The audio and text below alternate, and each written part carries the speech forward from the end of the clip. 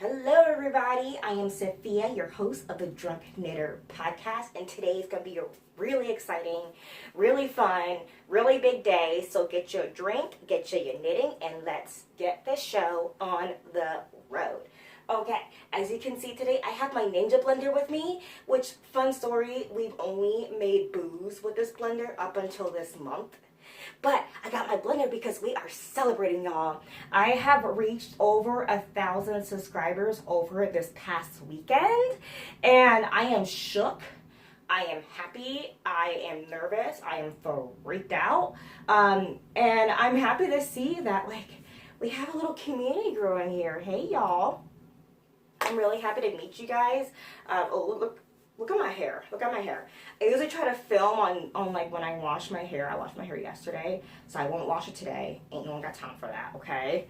But my hair is literally all over the place. Anyway, that's nothing to do with what we're doing.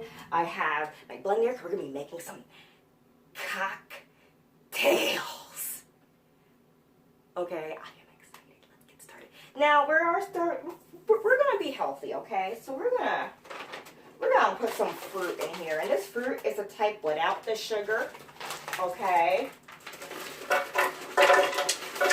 Ooh, too healthy. Food Network, hello, give me a show. Okay, that's over with. Okay, and to stay healthy, I got some La Croix or LaCroix in the flavor Kiwi Sandia, which is just kiwi and watermelon in Spanish. You know what? I just shook this up. This is carbonated. We're going to keep that healthy. So we're going to put, I don't know how much to put in here. I've never done this before. This could be really gross. And then I still have one bottle of Pinnacle, but this is the citrus flavor one. I'm not really a big Pinnacle fan. I am a Grey Goose girl when it comes to vodka, but even vodka is not my favorite thing to drink. Medical supplies. I do love a good vodka tonic when I'm trying to be skinny, you know? Skinny life right there. Okay. You know what I realized? All of my hand knits are in this drawer this thing is standing on, so if this thing goes crazy and explodes, we're done for. Start on low, baby.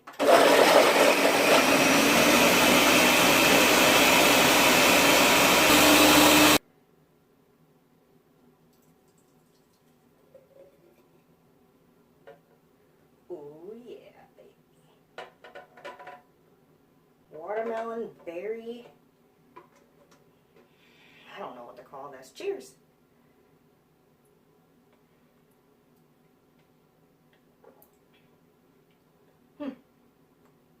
It's really good. I mean, it probably could do with some rum in it too.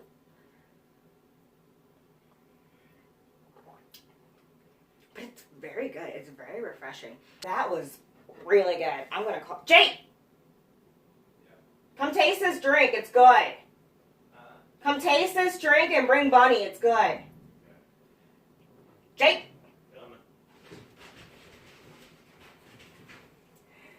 Babies! Okay, Jake, can you stoop down so you're in the frame? Try it. Try it. What we got here? Just try it. That's good. Like Vodka and berries and seltzer water. I like it. Isn't that delicious? That is very good. It's like less than 100 calories. It's almost like a margarita. Okay, bye. Thank you. See ya. Leave. Oh, by the way, I asked them to bring Bunny too because, you know, after that last show, Puppy has yet to be on a walk. She is acting a fool because she's excited. She's a puppy. I mean, I understand. And so she cannot join us today. She would honestly tear my little office to shreds because she needs a walk. So now we got Bunny.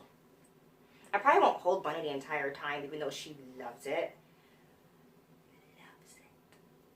And for those who are wondering, Bunny is an Angora bunny cat. She needs to be groomed. Do not judge me.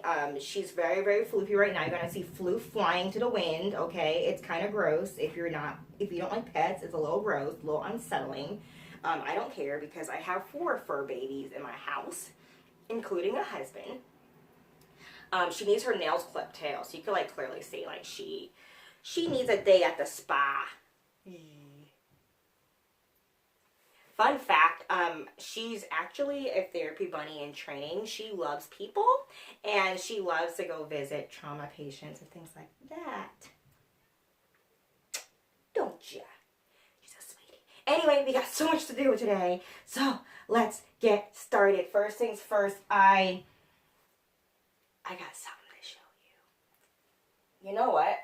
This blender is so gross looking. Out of the frame. There we go. That's a little bit nicer to look at, ain't it? Okay, so I have so much to show you. I'm going to put Bunny down. But she's going to play around in my office so that way she gets some playtime.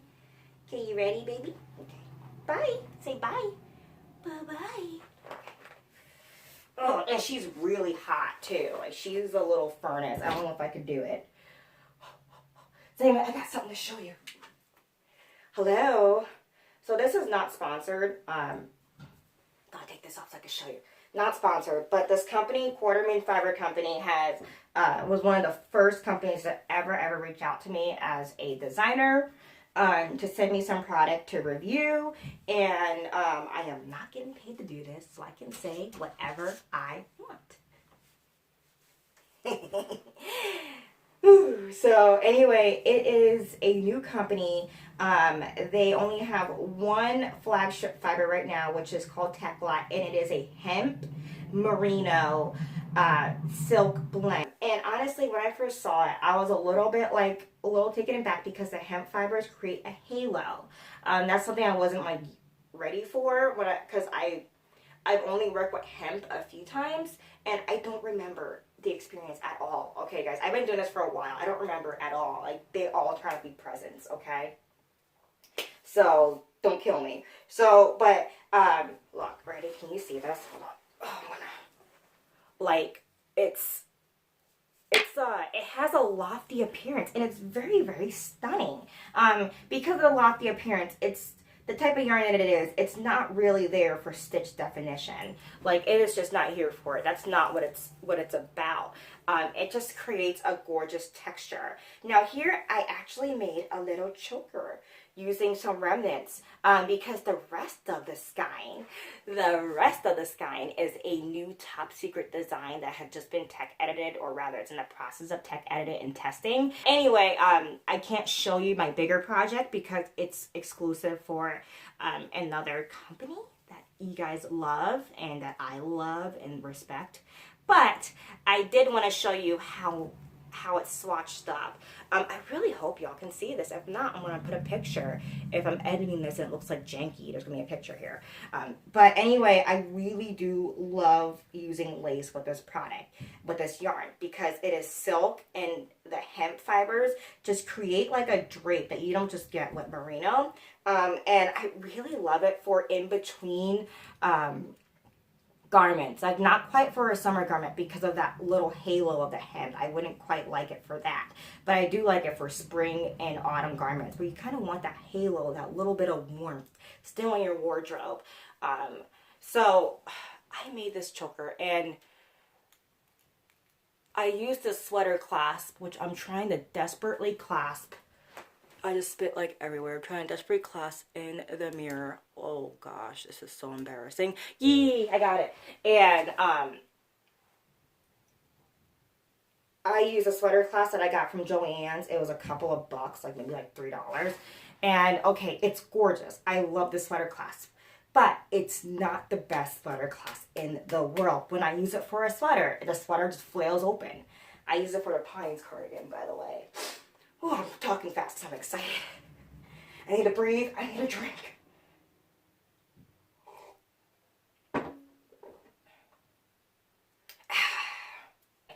This sweater clasp I got from Joann's, and I loved it for this choker. It's just stunning, but I can't really wear it like this long term because this clasp has a design flaw and it doesn't stay close. However, I'm gonna get another sweater clasp. I'm gonna drag Mr. Drunk Knitter to Hobby Lobby. He thinks we're just hanging out, but we're going to Hobby Lobby because one of my besties on Instagram showed me this picture. Okay, and I want it for my office today. I'm writing it into my business needs. I'm putting it on the on the budget. Y'all know I'm a penny pincher to the end of time, okay? But I want this. So I'm putting it in the budget. I'm buying it. I'm getting it. Please. Bunny, are you trying to escape, girl? She was like scratching at my door like, what is this? Where does this go? She is, don't be fooled. She's the cutest one out of all my pets. Like, no tea, no shade to all my pets, but she is the funniest. Like, she looks like a Wookiee. She looks like a Wookiee. Okay? She is hysterical to look at, but she is the most mischievous little thing I've ever had in my life. Like, she is very sassy. Okay? She has so much sass. And what I mean by that is, like, she knows when we call her name, because we'll be like, oh, Bunny, come here. And then she'll dart the other way. She's like, nope, nope, nope. Like, she will never go back in that cage. Her crate, I like to call it. Cage just sounds like a dramatic place. Trust me, it's not. She loves that thing. She don't want to leave the crate, and she don't want to go back to the crate. She likes to be on Bunny's schedule, which does not work for anybody but her. So if you hear any rustling, it's her. Also, drunk husband is home. I mean, drunk knitter husband. Drunk husband sounds like we got problems. He's home. So you might hear some rumbling, bumbling, stumbling. That's just because our house is old and rickety. Anyway, what am I talking about? I'm talking about this choker, right? Yeah. Like, I made this. This is not a original design, okay? I wish it was. But I actually use a lace motif. Oh, gosh. I'm, like, showing my butt. Oh, this is what the podcast is going to be about today. Let's talk about books, baby. It's a lace motif out of this book called Lace One's Sky Wonders. This is a whole series of books. Like, they come, I think they have, like, I don't know, like, they have one for kids and babies and I think gifts, too. It's all based on knitting projects you can make with one skein. Now, I've never used this book yet, and I've had it in my possession for years, because I swear I'm cursed when it comes to knitting books. Like, I'll pick one up because they have some really good patterns in there, and, you know, they could be a little pricey. This one was $20. Okay, I didn't pay $20 because I got it on the discount, as always. But I ship out all this money for it, and then I never knit anything out of it, like, ever. Or maybe I'll start a thing and I'll just rip it out because I don't like it. Not because of the pattern per se, but a lot of times it's like, ooh, I didn't pick the right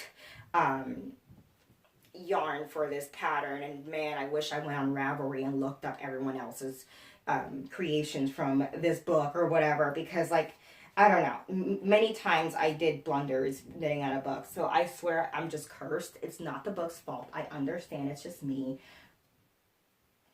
Bunny is making a teepee out of my artist's easel. She's like making a little tent out of it. Anyway, this is the pattern I got from there. It's just a headband pattern. I did not have enough yarn to create a headband, but I made this really, really, really awesome choker from it anyway. And I love this thing. It's really cozy. If you want to know more about how I made it, just let me know and I'll do a blog post about it. By the way, I am not sponsored, but if you would like to sponsor me, then I have a lovely form on my page on my website where you could sponsor me. And if you're a subscriber, I do have a Patreon. I'm really, really bad at talking about my Patreon, but now, do I recommend this yarn? I do. I really do. I'm not just saying that because I got it for free. I from the moment I got the yarn, they only asked me to swatch it. I felt compelled to design something with it. That's how much I really, really, really loved it. It's a really small company with a smaller following, but their product is very good, and it's just so like. I don't know. As soon as I picked it up, I just saw a design in my hands, and I was like, "That's it. I gotta design. I gotta use this. I gotta recommend this thing to everyone else." So here I am talking about it. So yes, I do recommend it. So I'm gonna put a link to all that in the show notes. I'm not even sure if I did show notes for last week. That's savage. I am so sorry. Anyone else in the Midwest right now? It's like negative 40 degrees with the wind chill. Like, it's a little warmer today. I want to say it's like negative 30 maybe, but it's still like so cold that they canceled our mail service. I'm not even sure if the guy that picks up our trash came today. Like, it's just too cold. Like, they can't, like, he will literally get frostbite. There's a frostbite warning for like if you're outside for 10 minutes. Yes, but you know where I'm going? To the craft store. I have this stack of books because I really want to do this segment about books that help me as a knitter, as a designer, and just as a craft business owner as well. A few of you have that know me now, that have been following me for a long time, know that I do craft classes. I only open them up on a monthly to bi-monthly basis because it's a lot. I'm a one-woman show. And right now I'm a little like hesitant to release them again. And my craft classes, I mean, I do classes about having a knitting business. I went to school for fashion business and design. So that's like where like my love falls, is like business building and designs and marketing and things like that. I do, however, really love the crafty side of designing, but in my day-to-day process, both of those things are like my loves. And I have 3 different courses on it, but I'm kind of afraid to re-release them because so many of y'all are like new to my channel, and I don't want to be like, hey, I'm selling this now, I'm selling you this, and buy this and buy that. Like, that's lame, you know, like I just don't want to. So let me know if you're interested. I just don't want to sound like disingenuous, but that's also like part of my brand that wasn't in the forefront when my channel started to grow. And so now it's like I feel like not everyone knows about this, but I've been getting a little like some messages from y'all asking about them. So yes, I will be releasing them. I'm thinking about releasing them February, but I probably won't make a big hoopla about it. Like, so if you do want to know about it, if you want to be in the know about my classes, just join the email list.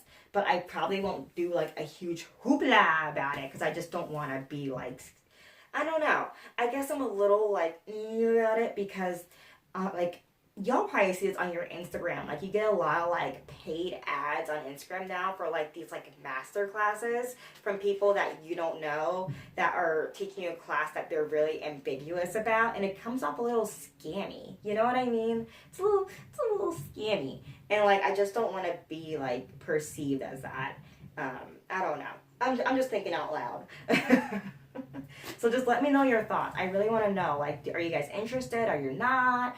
I'm probably going to release them, but I won't make a big fuss about it unless you guys are interested about it. Then I'll post on Instagram and everything like that. It'll probably be like a private email if not, because I do want to keep it small because I am a one-woman show and I want to be able to cater to everybody. Okay. So anyway, as part of that, I have all these books that help me as a designer, as a crafty business owner, and as a yarnpreneur, as some call it. Bunny is trying to sniff her way into the wall. She's like, can I teleport through this wall right now? Like, she's working hard. Okay, she's so mischievous. So, I already showed you this book, Lace One Sky Wonders. This is not a book that I use a lot. I just wanted to show you that. This is not part of the books that help me the most, but there is a book from this series in there too. So, I'm just going to put that aside. No shade, Lace Sky and One whatever Wonders. It's not a bad book. It's just not one that I happen to use a lot. So, first things first, you're going to see my planner. I love having a planner. It is honestly the thing that helped me the most, as not just as a business owner, but as a crafter, because a lot of times we just want to knit so much. And Ravelry has a glorious way of displaying everything you want to knit. But then if you're like me, like your favorites have at least 1,000 projects in there. Am I the only weirdo? And then it's like, I only have 2 hands, 10 fingers, and 10 toes, okay? Like, there's only so much I can knit in a lifetime. So having a planner really helps. I know a lot of designers and a lot of yarn companies are making these yarn planners now, and that's also really, really great. I feel like Kate Davies, I call her the Davies because she's flippin' amazing, but I feel like Kate Davies, aka the Davies, has a knitting planner book or is developing one. I keep seeing sneak peeks on her Instagram page, but I've yet to use anything like that. I just stick to good old fashioned planners because I put my whole life in here. But it just really helps me with the knitting, because then I could be like, oh, I want to knit this project for winter time, but say it's like summer. I don't want to forget that I want to knit it, so I'll write it in the calendar. I don't know. It just helps me a lot. It helps me organize my creative process, because the creative process can be very disorganized. Okay, another book that really helped me is this Craft Ink book by Meg Mateo Elasco. Now, this book is pretty dated. This is the 2nd edition. I don't know what year she revised it in, but it still like talks about things like, I don't know, like it talks about like going to the library and stuff. It's a little dated, but it really helps me, because there's some parts of business that just does not change. And what this book helped me do is, I feel like everyone that crafts, it's a little dirty because it's been in my purse for like all summer. But I feel like everyone who crafts wish to be able to craft for a living, or at least most people that do, they wish to do that. I know that's something that I've been dreaming about doing my entire life. And I found this book at Barnes & Noble for $16-17, and I really, really love it. There's a bunny floof on it, of course, story of my life. But I really love it. I find that her informative parts of the book, like when she explains how to like do trademarks and things like that, are my least favorite parts of the book. Okay, the part of the book that I really love is that she has little anecdotes from other crafter businesses, and where they explain their struggles, and they do like a question and answer interview type of thing. And it's just, to me, it really brings the book together. Like, here's one I found. It's by the company Infiori in San Francisco, California, and they do skincare. But I really love how like it's like a question and answer. It makes it more of a story, and it makes it easier to digest. I have ADD. I cannot focus on informational books to save my life. They are boring to me. I just can't do it. So this really helped me with the stories in there. It captured my attention, and I was able to visualize what they were trying to tell me, and that helped me a lot. So I do recommend this book. It's not a necessity, but if you see it on sale somewhere, or if you see it on like Amazon for like a flash deal, I highly recommend you pick it up. Ooh. Next one I like is One Sky Wonders for babies. It's so cute. This is the One Sky Wonders thing that I was telling you that I have in here. Now, this is really great for knitters because baby gifts are like, I swear, they're like the gift that we just knit the most of, because people are just popping them out. And you just have to knit a little baby hat. It's just so stinking cute. I actually bought this for my child, but I miscarried. But that's okay. I still flippin' love this book. Now, there are some things in here that I will not like knit for children. For example, there's like some pants with drawstrings. I would like replace that with like an elastic band that's knitted into the garment, like flip it over and knit it. There's some bibs that tie over a neck. I would like replace that with safety snaps or safety Velcro. If you're like, they have ones that aren't that sticky to other fabric. I just would not do like a tie bib for a baby. It's just, yeah, that's a little dated to me. I mean, some people like, it's your choice, But for me, I just don't feel comfortable giving that as a gift nowadays. So if you do like knit some things from here, just know that it's a little bit dated. Like this bonnet has like a ribbon tie that goes around the neck, which is traditional for bonnets, you know. I mean, I'm sure I've had one growing up, but I don't know. Like, it's just, to me, I just don't want to tie a ribbon around a baby's neck. Again, I was a preschool teacher. Like, in schools, it's very, very, like, we have to take safety to the next level because SIDS is more prevalent in a nursery setting than in a home setting. So I have, like, a different viewpoint than, like, the average person. So I'm looking at it from, like, a mass scale of, like, 20 babies with things tied around their necks. Like, I just can't. That makes me hyperventilate. But so like there are things in here that you can easily change and make more modern and a little bit to the current safety standards for babies. But other than that, it's a really great starting point. You know, like they got little diaper covers. You know, this has a string on it, but you can easily put elastic, fold over that knitting, and then lip stitch it into place to make it safer. But look how cute these little, it's just so cute. And everything takes one skein. It's amazing. I mean, I can't wait to have kids so I can knit this entire book. But yeah, amazing. Next book I have is Fresh Brioche by Nancy Marchant. Now, someone has recently asked me because I talked about my Game of Thrones mystery knit-along. That's coming up very soon with Neighborhood Fiber Company. And I talked about how it's... I use a simple brioche pattern, and someone asked me what's the best thing to learn brioche from. It's this book. It's just get this book. Now there are some really good videos out there, like Knitting Expat. Knitting Expat, that's her name, has a really, really good one. But for those like me who really need stills and pictures and close-ups, this really helps me a lot. This book was $26 from Barnes & Noble. So they had it in stock at my Barnes & Noble, which isn't really that massive. So yours will probably have it. And I really, really love the images. You know, she breaks it down. She gives a close-up of the front and backs of the brioche. And it just makes it demystifies brioche. So I highly recommend this book. It's amazing. It really helped me because before, brioche used to scare me. I also recommend using Sockmatician's One Pass Brioche method that he has for free on his, look at the time. What time do I have? I don't know. He has a free one on his YouTube page, and it's like that man's a machine. He's a machine. He's awesome. But he shows you how to do it with one pass instead of going back and forth. So use Sockmatician's video, use Knitting Expat video in conjunction with this book being your main source, and you will be a brioche superstar in no time.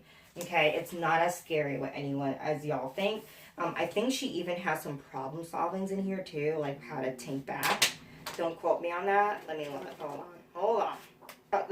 There's some troubleshooting stuff. Converting a 2-color brioche flat to 1 color. She has a whole section. Designing your own brioche. That's I don't know if she has a section for fixing mistakes.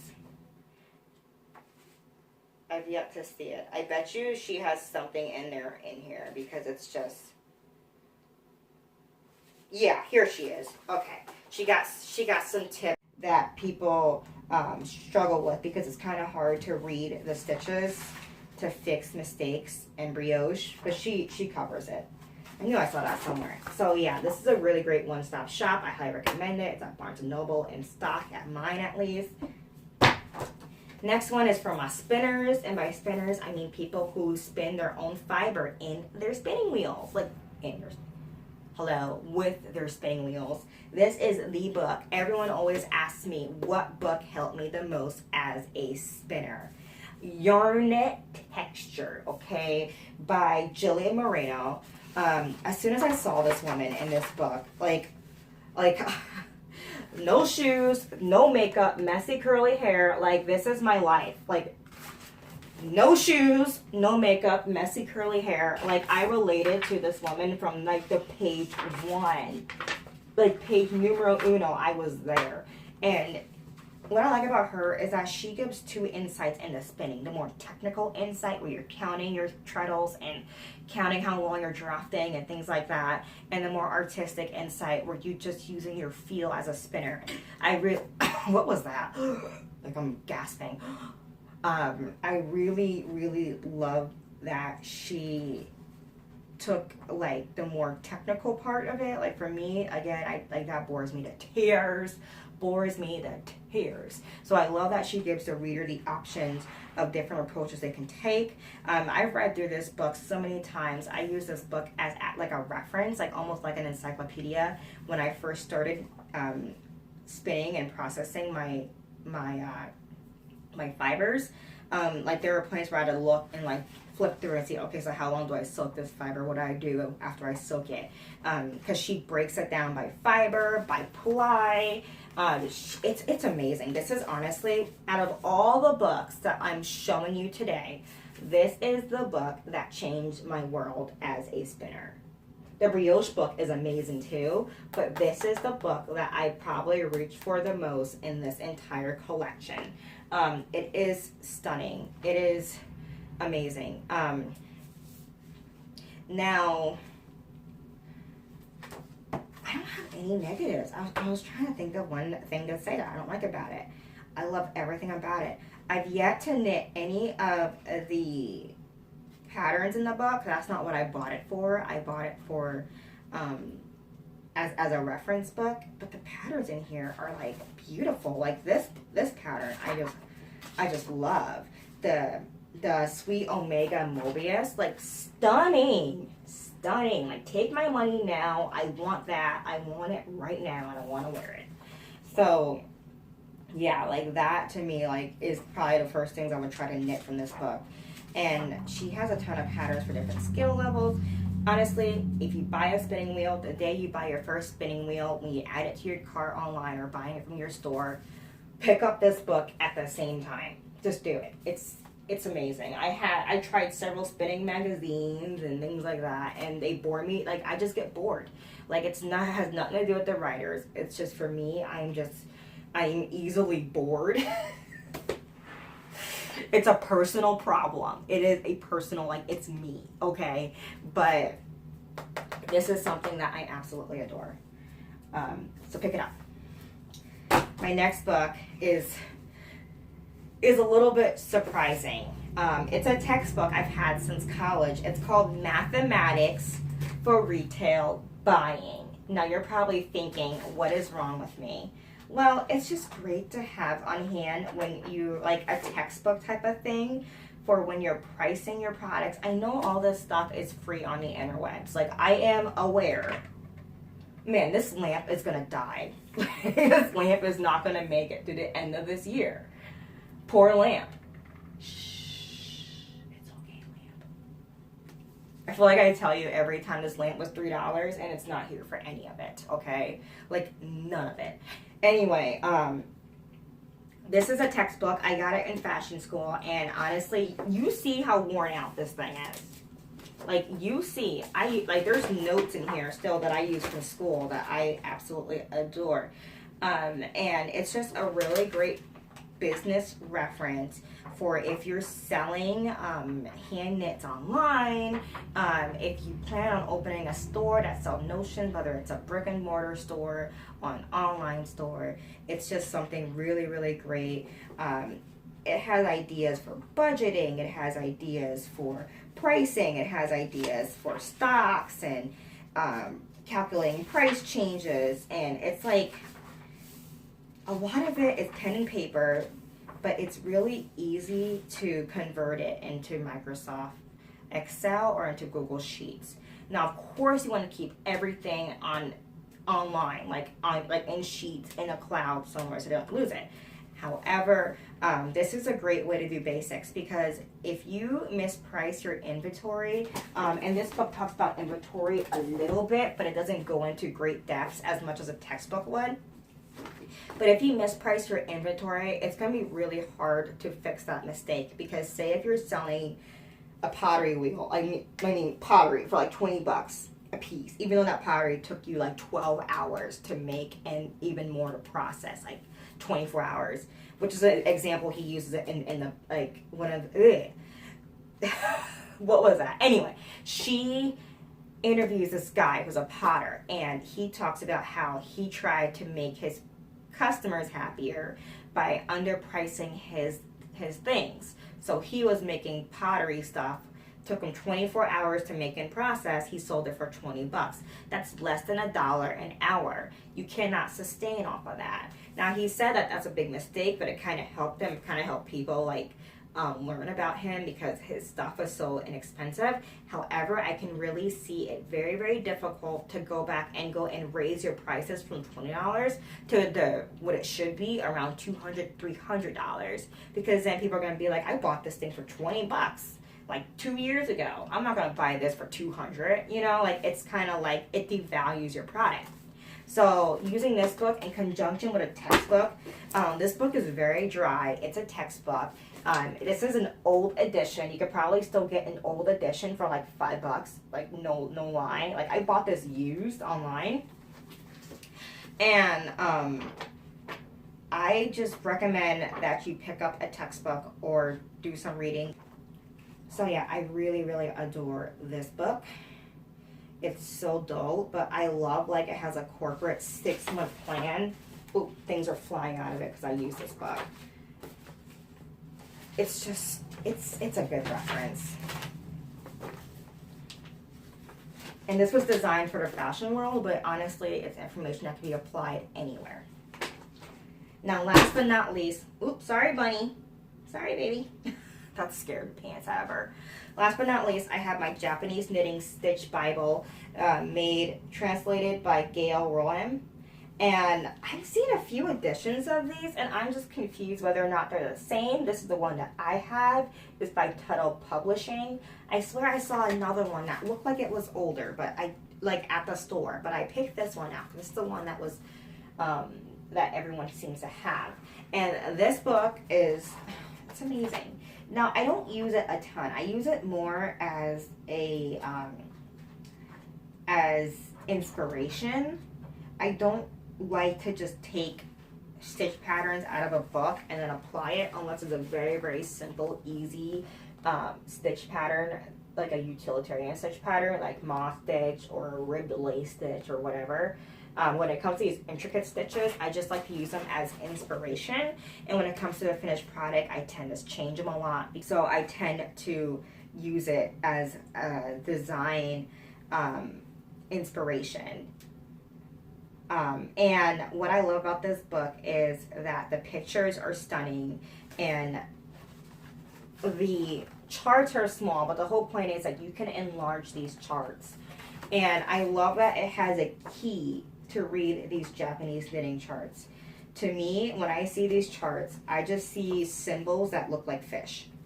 Like, this to me, like, when I first saw this book and I opened that book, that scared me. Do you see that? It looks like fish. To me, it looks like little salmon. It's like floating everywhere. Like, I just can't. My brain does not work like that. So I really love that she has a huge key. It's not no little key, okay? That's huge. And so you can really get a close-up of all the line work that they use in their charts. And it's just so helpful. Like this one, you probably recognize this one from, I took a piece of this, and I think I altered it slightly. I changed the bobbles, and I changed the way it looks, but I made it into a pumpkin patch, which I don't have on me. It's in my, because I wear it a lot. I made my pumpkin everything cowl using that lace, and it's just, oh, it's amazing. It's amazing.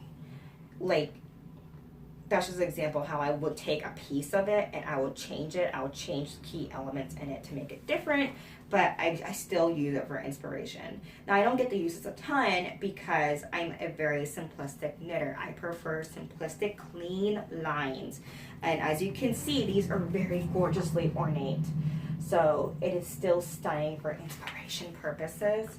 Oh, it's stunning. Stunning. oh, I can just look through this for days, and like every time I look through it, I see something that in a like that I've seen before, but it's like in a completely new light. Like now that I'm looking at this one, it looks like little owl faces. You can make like a lacy owl motif with this if you play around with it. Oh. Okay.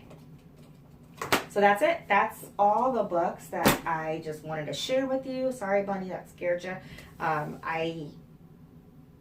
I know that books can be a little pricey, but this is what I did. This is how I budgeted them in. Anytime I got a gift card, I just used it on a book. Like, I know that sounds weird, but like anytime it was like my birthday or like literally I've accumulated these books over the course of at least 10 years. Like these aren't just things I bought all at once.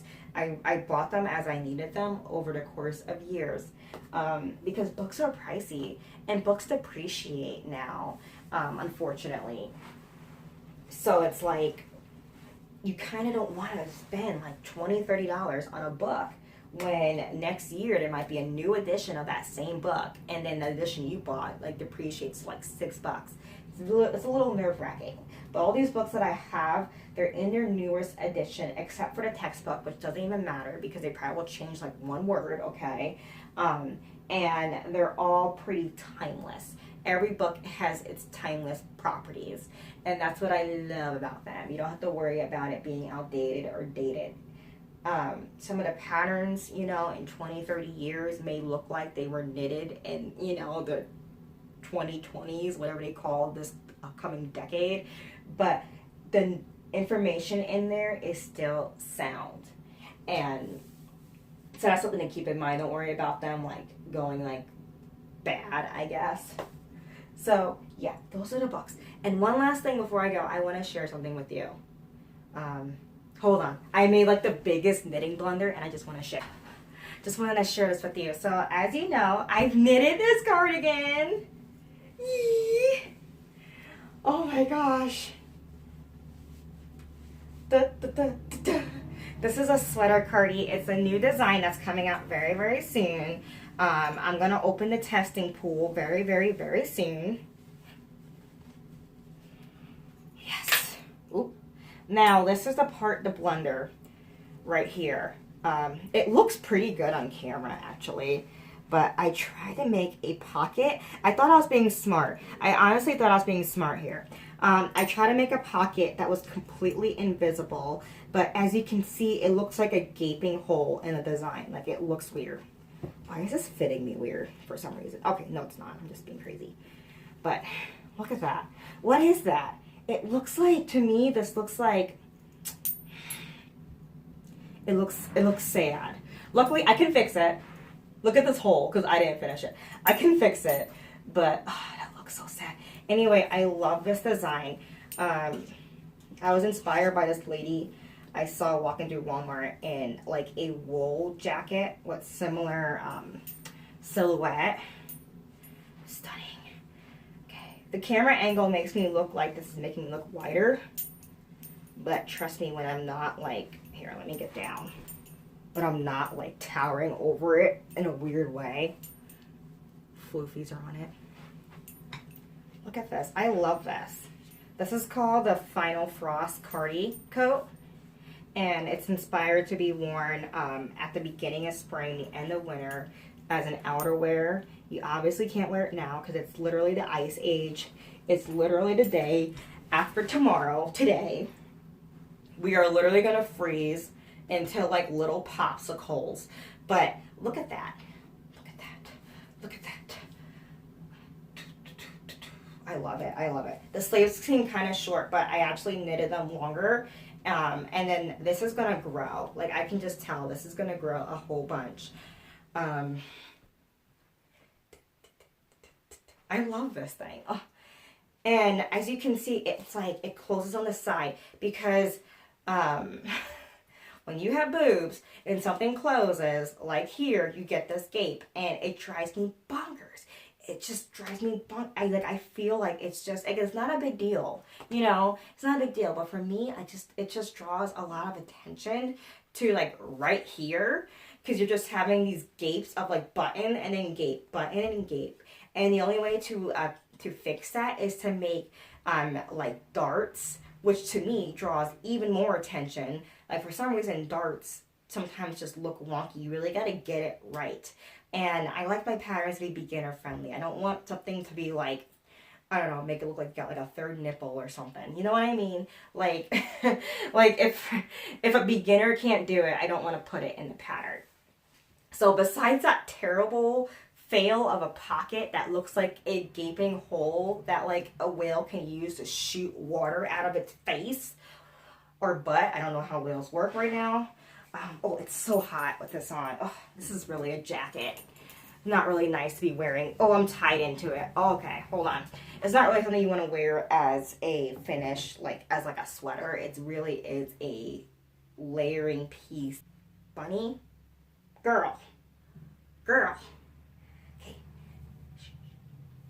She did not want to be captured, but she's here. She's kicking me like, yeah.